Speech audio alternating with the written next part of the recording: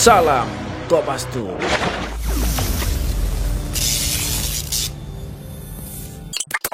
Assalamualaikum warahmatullahi wabarakatuh. Salam Kopastus. Jumpa lagi bersama DJ Pansos. Semoga kita semua diberi kesehatan, lancar rezeki, sukses selalu. Amin. Yang lagi viral mengenai kejadian deportasi UAS atau Ustadz Abdul Somad di Singapura. Kita simak dulu penyampaian dari UAS. Saya berangkat dari Batam menuju Tanah Merah pada tanggal 16 Mei 2022. Sebelumnya, beberapa hari sebelum itu saya sudah mengurus semua urusan dan mendapatkan izin dari ICA, Immigration and Checkpoint Authority, sehingga saya berani untuk masuk. Semua persyaratan sudah lengkap. Kami mendarat pada jam 1.30 jam tangan saya waktu Indonesia. Dan kemudian semua kami ada 6 orang, 7 orang sudah lewat masuk semua. Sahabat saya dengan anaknya 4 orang, saya, istri dan anak saya. Saya terakhir. Mereka sudah di-scan paspor, sudah cap jempol, sudah masuk semua. Tiba-tiba baru saya ditarik lagi. Baru setelah saya disuruh menunggu lebih kurang 1 jam di ruang kecil, 1 meter kali 2 meter, ditutup. Setelah itu barulah semua rombongan ditarik lagi. Maka tadi ketika saya baca di salah satu portal, Duta Besar Indonesia untuk Singapura mengatakan itu tidak benar deportasi karena tidak dapat izin masuk. Saya kasih tahu sudah masuk. Setelah semuanya masuk, sahabat saya dengan anaknya 2 orang, 4 orang, istri dan anak saya sudah masuk. Mereka menunggu saya karena saya ditahan. Lalu kemudian tidak ada dialog sama sekali. Mereka tidak memperlakukan layaknya. Lalu kemudian seperti lalu-lalu saja mereka menanyakan ini tas siapa. Saya bilang ini my wife's bag. Ini istri saya. Peralatan baby. Saya tunjukkan tuh mereka di depan menunggu, lebih kurang jarak 10 meter. Akhirnya mereka dipanggil juga dan semuanya dimasukkan lagi ke dalam ruangan terpisah. Akhirnya kami menunggu selama dari jam 1:30, 2:30, 3, 4:30, 4:30, 5, 5:30 dengan membawa anak kecil. Yang satu berumur 2 tahun, yang satu berumur 3 bulan di dalam ruangan sumpek tidak layak. Setelah itu baru dipulangkan dengan feri terakhir menuju Batam. Tanpa penjelasan, tanpa ada siapa yang bisa untuk ditanya apa masalah sebenarnya. Itu pengakuan dari Ustadz Abdul Somad ya. Kemudian dari pihak imigrasi juga memberikan informasi mengenai kejadian tersebut. Kita simak juga ya. Kejadiannya kemarin ya, hari Senin, ada 7 orang warga negara Indonesia yang berangkat ke Singapura melalui TPI Batam Center, dan mereka berangkat ke Singapura kira-kira pukul 12 siang, dan sampainya di Singapura oleh otoritas imigrasi Singapura dilakukan pemeriksaan dan mereka ditolak untuk masuk ke Singapura. Dan ketujuh warga negara tersebut kembali ke Batam, dan sampai di Batam kira-kira pukul 18 memang disinyalir atau salah satu dari antara ketujuh warga negara Indonesia tersebut adalah Ustadz Abdul Somad Batubara. Mereka berangkat bersama keluarganya dan mereka secara keimigrasian Indonesia, mereka tidak ada persoalan dengan dokumen keimigrasian. Mereka sudah memiliki dokumen keimigrasian yang lengkap. Namun demikian, otoritas Singapura menolak mereka masuk ke Singapura itu menjadi otoritas dan kewenangan sepenuhnya oleh negara Singapura. Demikian. Alasannya kenapa Pak kira-kira UAS ditolak masuk? Ya, alasan Singapura menolak mereka tentu yang tahu Singapura, itu kan otoritas mereka. Untuk itu ya silakan tanya ke kedubes Singapura. Dari rekan UAS juga menyampaikan informasi atau kejadian tersebut, kita simak juga. Itu saya ingin jelaskan juga bahwa mengatakan bahwa kami tidak memenuhi syarat, SCA Singapura mengeluarkan surat bahwa kami disetujui itu pada tanggal 14 bulan 5 tahun 2022 jam 12.48 waktu Singapura. Jadi surat ini dikeluarkan bahwa persetujuan kami masuk itu pada tanggal 14. Artinya kalau memang kami tidak memenuhi syarat, tentu surat ini tidak akan keluar. Ini fakta untuk meluruskan Kedutaan Besar Indonesia yang memberi penjelasan bahwa ICA tidak menyebut bahwa kami tidak memenuhi syarat. Memenuhi syarat kami. Atas kejadian tersebut, pakar hubungan internasional pun memberikan tanggapan. Kita simak juga beberapa pakar. Istilah non-eligible itu multi-interpretasi ya. Saya khawatir masyarakat akan menghendaki jawaban yang lebih keras. Ustadz Abdul Somad sudah berbicara dalam bahasa Indonesia, bahasa Inggris, dan belum Arab ya. Ini gemanya bisa meledak ke seluruh dunia gitu. Saya sangat berharap pemerintah Singapura untuk memberikan jawaban yang lebih jelas dan final.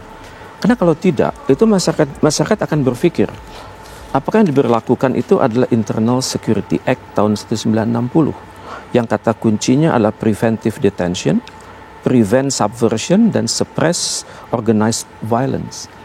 Jadi kalau hal ini diberlakukan diam-diam, itu akan sangat berbahaya bagi orang-orang Indonesia yang masuk dalam file merah dalam imigrasi Singapura. Dan untuk itu saya pikir kita tidak bisa memaksa Pak Abdul Somad untuk datang maupun tidak datang ya. Tapi urusan ini harus segera selesai. Pertama lewat pemberian penjelasan yang lebih dapat dimengerti oleh masyarakat umum. Dan yang kedua, bahasa Jawanya itu diuongke ya. Harus diberikan penghargaan tersendiri, bisa menjadikan beliau, walaupun beliau nggak mau ke Singapura, menjadi narasumber dalam suatu kegiatan internasional yang ada di Singapura misalnya. Beliau jadi narasumber seminar internasional, international seminar, dan mungkin beliau menjadi pembicara kunci, karena diamnya Abdul Somad bisa mempengaruhi opini dunia atas Singapura. Misal Singapura kalau berhubungan dengan modern fashion, Islamic fashion, Islamic bank, Islamic finance, Islamic insurance, itu diamnya seorang Abdul Somad itu bisa berarti sangat besar bagi masyarakat di Asia Tenggara. Baik. Dan untuk itu perlu diselesaikan segera, dan otoritas Singapura hendaknya memberikan suatu jawaban yang lebih dimengerti deh oleh masyarakat umum. Artinya sebagai sebuah negara memang memiliki kedaulatan untuk menerima atau menolak warga negara asing. Kita pun di Indonesia punya ketentuan yang sama di Undang-Undang Keimigrasian kita, dan ada sejumlah alasan yang kita bisa dapatkan di pasal 13 ayat 1 Undang-Undang Keimigrasian. Nah, saya yakin Singapura juga punya aturan itu, tetapi kita juga harus paham bahwa yang akan melakukan penolakan itu adalah petugas imigrasi yang sedang melaksanakan tugas pada waktu melihat paspor, identitas, dan lain sebagainya. Nah, di situ ada tafsiran subjektif mungkin dari petugas imigrasi tersebut. Dan ini biasanya petugas imigrasi akan melakukan konfirmasi dengan melihat sosial media, lewat Google, lewat apa, dan lain sebagainya. Apakah yang bersangkutan ini dicurigai ada hal-hal yang dianggap tidak baik. Ini penting untuk prosesnya. Saya ingin tanya dulu, sebelum saya bicara soal hubungan bilateral antara Indonesia dan Singapura, bagaimana kemudian petugas imigrasi kala itu bisa tahu detail apa yang dilakukan Ustadz Abdul Somad secara rekam jejak dan lain sebagainya? Apakah sebelumnya sudah tercatat, jadi dimasuk dalam katakanlah daftar hitam, blacklist pemerintah Singapura atas Ustadz Abdul Somad ini? kalau bukan DPO atau masuk dalam red notice, itu tidak masuk di dalam catatan manapun. Tetapi dugaan saya bisa saja yang bersangkutan ini mungkin orang Melayu yang kemudian melihat berbagai sosial media di Indonesia, lalu melihat tahu gitu ya. Nah, lalu mereka melihat, oh ya nih kayak begini lain sebagainya. Tapi saya nggak tahu persis. Jadi kalau misalnya kita lihat ada film dokumenter namanya Border Security ya, yang sering tayang di Australia atau misalnya di Amerika Serikat, itu kadang-kadang para petugas imigrasi menggunakan hal tersebut, apa yang mereka ketahui. Nah, kebetulan yang petugas yang mungkin memeriksa paspor dari UAS itu tahu, lalu kemudian dia cek dan kemudian dia melakukan komunikasi dengan atasan satu tingkat di atas itu, maka butuh waktu 4 jam untuk memastikan betul bahwa saya akan melakukan penolakan terhadap Ustadz Abdul Somad masuk Singapura. Dari Kedutaan Besar Republik Indonesia pun memberikan respon mengenai penolakan UAS ini untuk masuk ke Singapura. Kita simak juga ya. Singapura yang menjadi lembaga yang paling tinggi di mengurus imigrasi di Singapura menyatakan bahwa memang Ustadz Abdul Somad dilarang masuk ke Singapura karena dianggap nilai-nilai dakwah yang disampaikan oleh beliau itu tidak mencerminkan pemahaman atau penghormatan pada agama lain dan bahkan memisah-misah, dan itu dianggap sangat tidak sejalan dengan kebijakan yang berlaku di Singapura sebagai negara yang multiras, multiagama, yang membutuhkan kerukunan, dan karena dianggap bisa mengganggu stabilitas yang ada di Singapura, maka ditetapkan untuk dilarang masuk ke Singapura. Termasuk dari anggota DPR juga memberikan tanggapan mengenai kejadian ini. Boleh punya hak untuk bertanya. Kepada siapa? Kepada negara Singapura dengan melalui perwakilan negara Singapura yang terdekat, yaitu ada di Jakarta. Beliau bisa menanyakan, meminta klarifikasi mengapa saya masuk ke negara Anda, kemudian saya ditolak. Jadi Sobat Kompas tuh pada hari Senin pada saat itu UAS bersama keluarga dari Pekanbaru kemudian terbang ke Batam, kemudian masuk ke Singapura. Pada saat pengurusan dokumen tidak ada masalah sehingga bisa keluar ICA atau Immigration Checkpoint Authority. Nah, setelah mendapatkan ICA ini kemudian satu keluarga memutuskan berangkat ke Singapura, yaitu melewati Batam tadi. Nah, pada saat masuk sebenarnya keluarga dan rombongan sudah melewati border atau pemeriksaan imigrasi, tapi pada saat UAS ini pemeriksaan ternyata ditahan oleh petugas imigrasi. Di sana UAS dicek, kemudian ditanya, kemudian diklarifikasi sampai pada akhirnya petugas dari imigrasi Singapura menarik atau memanggil kembali keluarga untuk dipulangkan kembali ke Indonesia. Atas kejadian tersebut UAS kecewa dan sebagainya. Namun UAS tidak tahu akan klarifikasi atau menanyakan bagaimana atau apa penyebabnya ke siapa. Nah, dari beberapa tanggapan para ahli dan pakar internasional ini menyatakan bahwa jadi suatu negara berhak untuk menentukan perorangan atau kelompok untuk tidak masuk ke wilayah negaranya, dan berhak pula tidak perlu untuk memberikan klarifikasi atau jawaban atas penyebab negara tersebut menolak kedatangan seseorang tersebut.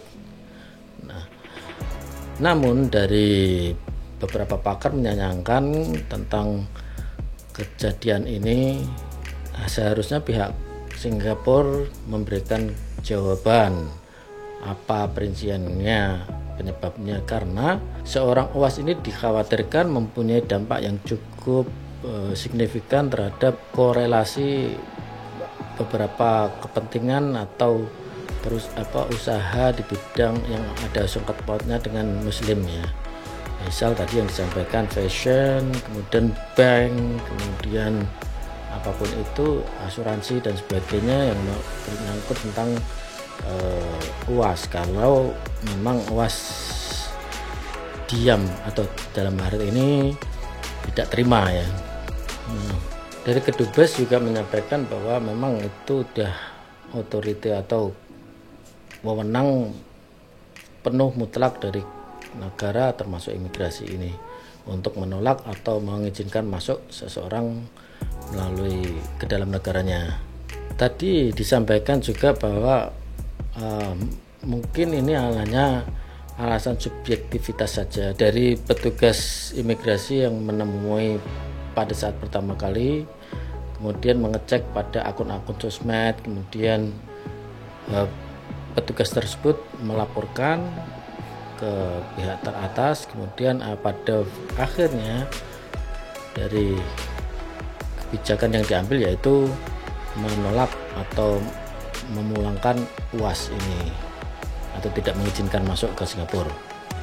Kalau menurut respon dari UAS ini, analisa saya mungkin ini akan tidak berhenti di sini saja ya. Mungkin UAS akan terus mencari tahu atau menanyakan atau mungkin juga memberikan respon yang lebih lagi terhadap pihak Kedubes Singapura yang di Indonesia, atau menanyakan hal ini kepada pihak-pihak imigrasi atau yang terkait mengenai kasus atau penolakan dia atau pemulangan dia dari Singapura ini. Padahal apa yang disampaikan bahwa dia tidak ada tujuan untuk memberikan seminar, mengajar atau ceramah dan sebagainya. Dia hanya masuk dan ingin rencana untuk berekreasi atau urusan keluarganya sendiri ya. Apakah berikutnya pihak Singapura akan segera memberikan jawaban atau memberikan penjelasan klarifikasi mengenai kenapa UAS sampai dipulangkan ke Indonesia, atau UAS benar-benar akan merespon lebih kencang sedikit mengenai penolakannya dia atau pemulangannya dia kayak Bali. Kita tunggu berita kelanjutannya Sobat Kopastus. Oke, kalau menurut Sobat Kopastus bagaimana? Mungkin ada pandangan, saran, kritik, komen dan sebagainya, silakan tulis di komen. Terima kasih sudah pandangin video kita. Jangan lupa pandangin video-video kita yang lain yang ada di playlist. Sampai jumpa. Salam Kopastus. Wassalamualaikum warahmatullahi wabarakatuh.